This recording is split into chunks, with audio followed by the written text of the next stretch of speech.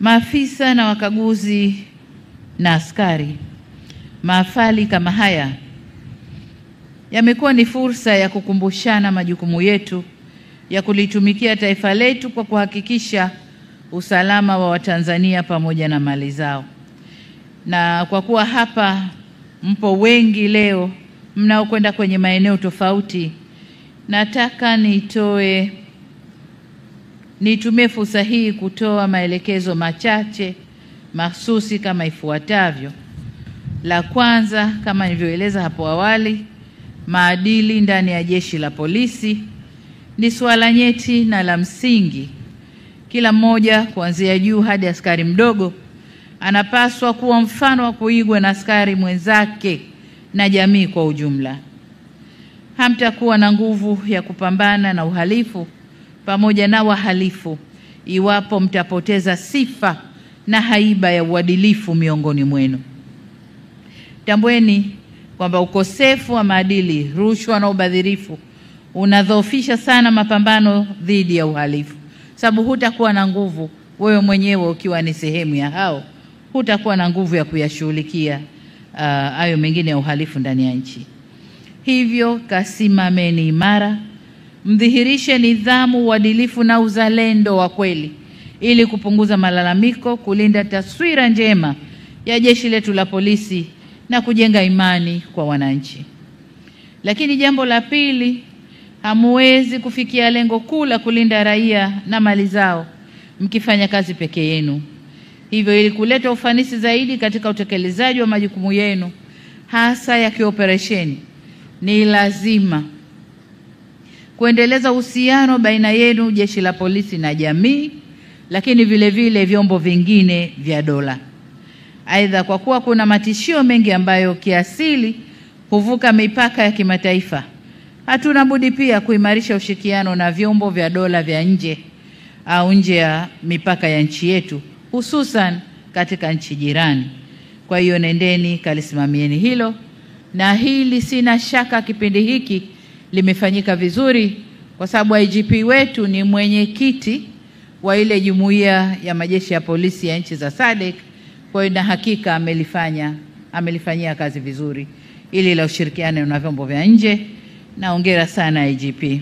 Hivyo kwa ujuzi huu mlioupata, ni matumaini ya Watanzania mtakwenda kuwa chachu ya maboresho na mabadiliko ya kiutendaji katika kukomesha vitendo vya uhalifu katika komandi na himaya zenu mtakazopangiwa.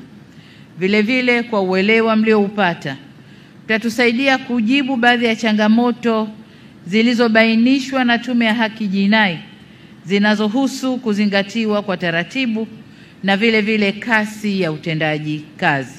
Sababu tume ile imeonesha maeneo mengi ambayo huko nyuma jeshi letu lilikuwa na kasoro.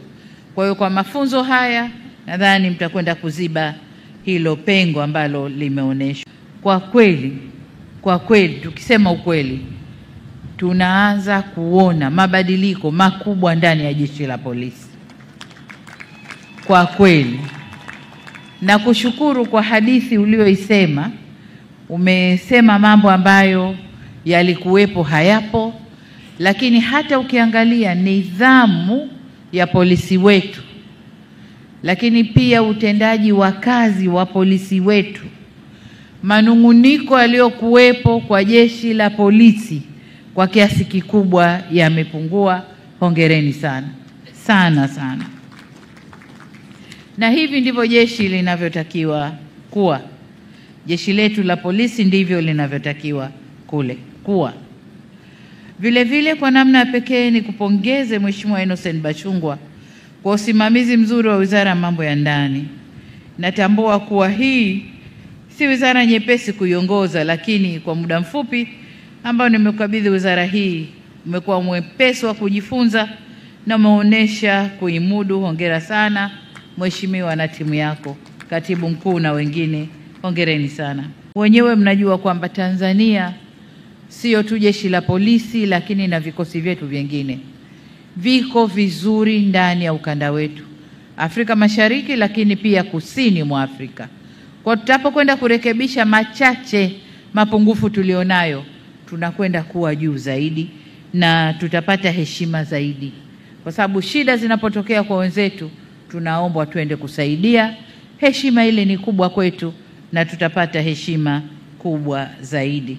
Kwa niombe sana vijana mliohitimu leo, mkawe agents wa mabadiliko, mkawe mawakala wa mabadiliko kule mnakopangwa kazi. Kama mnavyotarajiwa kwenda kusimamia haki za raia, mnatarajiwa pia kuendelea kuwa mabalozi wa kusimamia maadili katika komandi zenu. Mwe sehemu ya kukomesha vitendo vya kuomba na kupokea rushwa. Haya ndio maradhi makubwa yalikuwa ndani ya jeshi letu, na sitaki kusema yameisha, yapo, yanaendelea. Muda baada muda tunarushiwa viklipu, na mimi nikirushiwa wanamrushia IGP, watu wako wa barabara fulani, angalia. Na nashukuru nikimrushia hacheleweshi, anachukua hatua hapo hapo. Kwa hiyo nendeni kakomesheni mambo ya rushwa. Hamjafunzwa ili mpewe silaha zaidi za kwenda kukomesha watu kwenye mambo hayo. Mmefunzwa kwenda kutoa majawabu kwenye yale mambo ambayo jeshi letu linalalamikiwa. Kwa niombe sana kafanyeni hayo. Kama nilivyosema, wimbo wenu wa maadili ya maafisa wa polisi ambao unaimbwa kila shughuli inayokuwepo ni wimbo mzuri sana, na kama mtasimama nao, basi jeshi letu ndani ya ukanda huu hakuna ambaye anaweza kutushika. Niwaombe sana kasimamieni viapo na wimbo wenu. Kwa management ya jeshi la polisi, niwatake mkasimamie utekelezaji kamili wa mapendekezo yale ya Tume ya Haki Jinai, yaende yakasimamiwe ili yatekelezwe kikamilifu. Kuna ambayo kama nilisema tumeshaanza kuyatekeleza, likiwemo la kuimarisha uwezo wa kitaasisi wa jeshi la polisi. Hivyo yale mengine ya kiutendaji ni watake mkayasimamie ili kuboresha usimamizi wa haki nchini. Jambo la 7 na la mwisho, nizidi kuwakumbusha kuwa miezi michache inayokuja, lakini hili mmelisemea vizuri sana, kwamba mnakwenda kusimamia uchaguzi na mtahakikisha kunakuwa na usalama kabla uchaguzi, wakati wa uchaguzi na baada ya uchaguzi. Hili mmelisema vizuri sana. Langu mimi niwatake mjipange vilivyo ili kuhakikisha mnaendelea kudhibiti viashiria vyovyote vya uvunjifu wa amani. Tusisubiri amani ivunjwe. Viashiria vyovyote vya uvunjifu wa amani tuweze kuvidhibiti mapema. Ndugu zangu wahitimu, wakati nikiendelea kumalizia hotuba yangu, nirejee tena pongezi zangu nyingi kwenu mliohitimu leo, na niwatakie kila laheri katika majukumu yenu mapya mtakayopangiwa.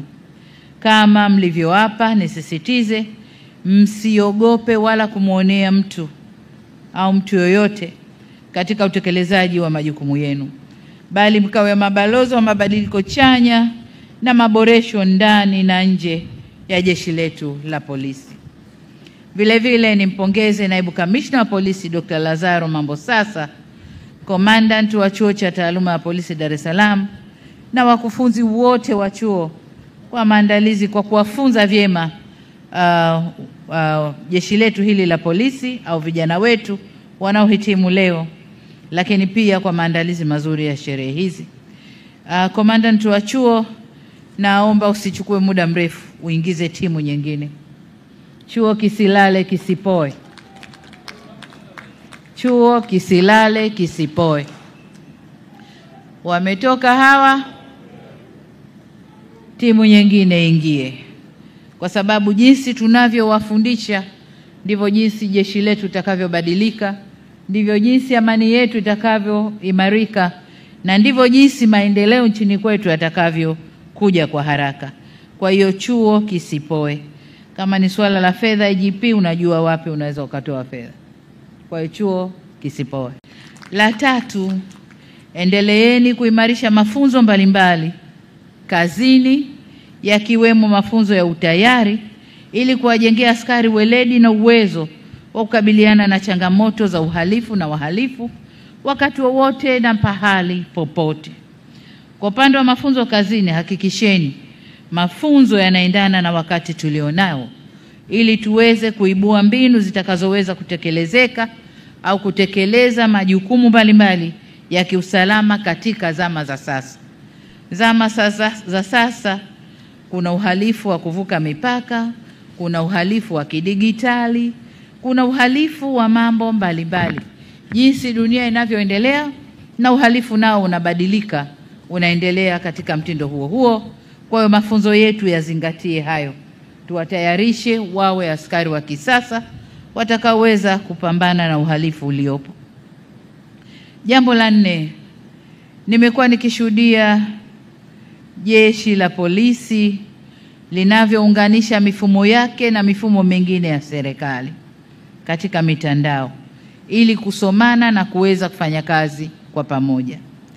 Kama mfumo wa usimamizi wa utendaji barabarani, Integrated Road Traffic Information System, lakini pia mfumo wa usimamizi mashauri ya jinai na mfumo wa taarifa za mali zilizopotea. Hii mifumo mitatu imeunganishwa vizuri sana, lakini kuna haja sasa ya kuendelea kuunganisha mifumo yetu, hasa kwa upande wa kuendesha kesi kule, mifumo isomane vizuri na tuweze kusimamia vizuri.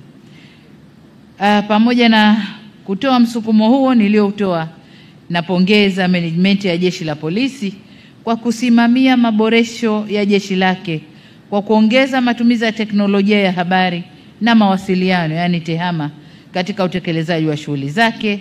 Nami niongeze sauti yangu, jambo hili lifanywe kwa kasi na lifanywe kwa uhakika.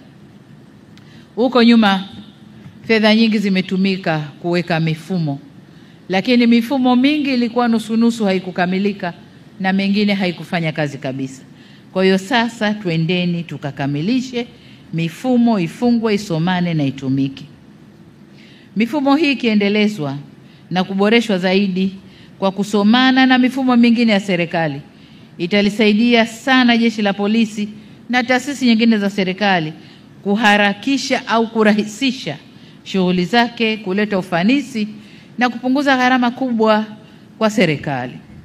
Niwahakikishie kwa serikali itaendelea kuliwezesha jeshi letu kufanya huduma zake kidigitali kuendana na kasi ya dunia ya sasa.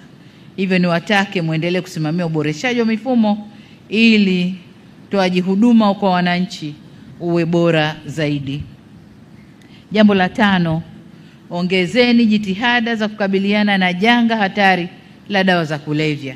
Na hapa nimemwona kamishna wa kitengo hicho cha dawa za kulevya, ambapo taasisi mbili hizi na nyingine za vyombo vya ulinzi lazima vifanye kazi kwa pamoja katika kukomesha janga hili, ili vijana wetu wasiendelee kuathirika na dawa hizo. Vijana hawa ndio nguvu kazi yetu ya taifa. Kwa hiyo tuweke nguvu ya pamoja katika kulifanyia kazi jambo hili. Ndugu IGP, ndugu maafisa wakaguzi na askari, serikali inatambua changamoto ambazo maafisa na askari wanakumbana nazo. Na kama ulivyosema vizuri IGP, serikali imeanza kutoa fedha nyingi kushughulikia changamoto zilizopo. Lakini tunajua bado kuna changamoto kubwa ya upungufu wa vitendea kazi, makazi ya askari, majengo ya ofisi, pengine na maslahi pia bado hayajawa ya kutosheleza, na tatizo la miundombinu kwa ujumla. Lakini kama alivyosema, na mimi nataka niongeze sauti niwahakikishie Jeshi la Polisi kwamba tayari tumeanza kuchukua jitihada mbalimbali na serikali ipo kuimarisha Jeshi la Polisi jinsi bajeti itakavyokuwa inaruhusu. Kadri bajeti itakavyoturuhusu, tutaendelea kuboresha na kuliimarisha Jeshi la Polisi, lakini sio tu wao, na vikosi vingine vya ulinzi na usalama ndani ya nchi, tukijua kwamba amani ndani ya nchi ndiyo maendeleo yetu. Bila ya amani hatuna maendeleo. Kwa hiyo tunatoa fedha yote hii kwa vikosi vya ulinzi na usalama ili kulinda amani yetu, tuweze kufanya maendeleo na kuleta ustawi wa taifa na watu wetu. Kwa hiyo bado tutaendelea kufanya kazi na jeshi la polisi, hasa kwenye maeneo ya hayo niliyoyataja, lakini pia ajira, kuongeza ajira kwenye jeshi la polisi, vitendea kazi na kutengeneza tu mazingira ya jumla ya utendaji kazi zenu. Kwa hiyo niwahakikishie kwamba serikali iko nanyi na tunakwenda sambamba katika kulinda amani na usalama wa nchi yetu. Kwa wale watakaopangwa kwenye eneo la usalama barabarani, huku pamoja na jitihada zote tunazochukua, natambua kwamba jeshi limejipanga, kuna jitihada kubwa zinachukuliwa, kuna miradi mikubwa inakuja ya usalama barabarani, mambo ya kufunga makamera, sijui kutumia vipuliza pombe, vipima pombe, sijui mambo mengi jeshi limejipanga kufanya. Lakini bado mzimu wa ajali umetuandama sana. Kwa mfano, mwaka huu mpaka kufikia mwezi wa 4 mwaka huu 2025, jumla ya matokeo ni miezi 4, Januari mpaka mwezi wa 4, matokeo 1322 yaliripotiwa na idadi ya watu waliokufa katika hiyo ni 1275, ongezeko la 9% ukilinganisha na mwaka 2024. Kwa kila tunapochukua hatua ndipo ajali nazo zinaongezeka. Sasa hebu tulitizameni vizuri eneo hili. Kuna nini hasa? Kama ni barabara zetu, kama taifa tufunge mikaja upande mwingine, tutengeneze mabarabara yetu ili ajali zisitokee. Kama ni kufunga vifaa vya usalama barabarani, tufanye hivyo. Kama ni uzembe wa madereva wawekwe, wafundishwe, muweke conditions gumu za kumfanya mtu kuwa dereva. Najua kwa sasa hivi anayefanya ajali ya kwanza, ya pili, ya tatu ni kufutiwa leseni, kupunguziwa points kwenye leseni, lakini kuwe na vikwazo zaidi vya kumfanya mtu awe dereva na dereva makini. Eneo hili bado limetuandama, vifo ni vingi barabarani. Niombe sana kwa wale watakaopangwa kwenye eneo hili wakatupe jicho na wawe na mikakati mizuri ya kupunguza ajali barabarani. Ni jana tu kule Mbeya watu 28 wamepotea, na nadhani 12 ni majeruhi wale, kama hawajaongezeka waliopotea. 12 majeruhi, 28 wanakwenda kuzikwa.